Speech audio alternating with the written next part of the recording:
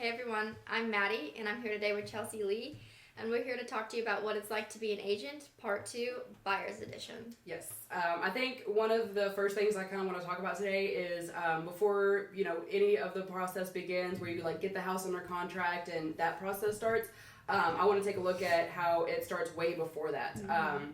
Usually when you get a home under contract, you have to find the home first, right? Obviously. So I want to talk about the process that begins that, searching for the home, because usually it's very rare that someone falls in love with the first house they see. It's usually looking for several homes, and it can be a really long and daunting process. Yeah, I mean, that part of the process a lot of times is overlooked.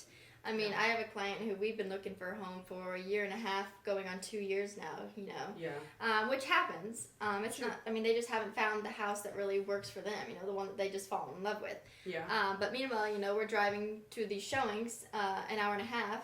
That's a lot of time and gas money that at the end we may or may not be getting paid for, Yes, yeah. I've had experiences like that myself where, especially during the COVID seasons where people were being transferred to the base for work, or, they had to move down this way for Whiteman, and you spend time looking for a home and you drive back and forth, and these were all video tours because nobody could really go around. So I did a lot of video tours, and you drive back and forth and you're traveling a lot, and they'll call you up and they'll say, hey, my orders were canceled, we are actually not moving.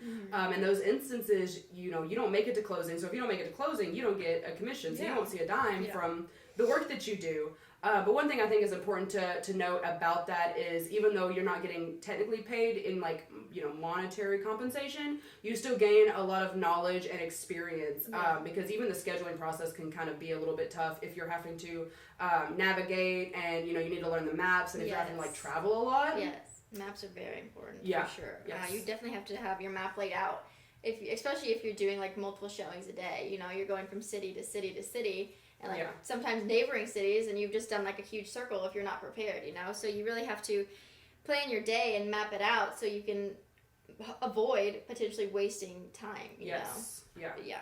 Because there could be a lot of time wasters if you're not planning your day accordingly. But, and then sometimes it does work out. You have a buyer, you do a showing, the very first house, they go in it, they fall in love, and boom, you write a contract. Yes. But that's when the real fun really begins, is then. But it's also important to note that that's when having an agent who really knows what they're doing is so important, because there's a lot of negotiating and communicating going on in that stage. Of just submitting the offer, negotiating and trying to get it under contract initially. Yes. Yeah. You got to choose your agents carefully. That's for sure. Because you negotiate a lot throughout just the whole process. Once you have decided on what you want the list price to be, you and the seller have agreed, you've got it under contract. Now you've got to negotiate. Kind of a little bit further. You get the house inspected. That's one of the first things you do once you get it under contract, is get the inspection scheduled.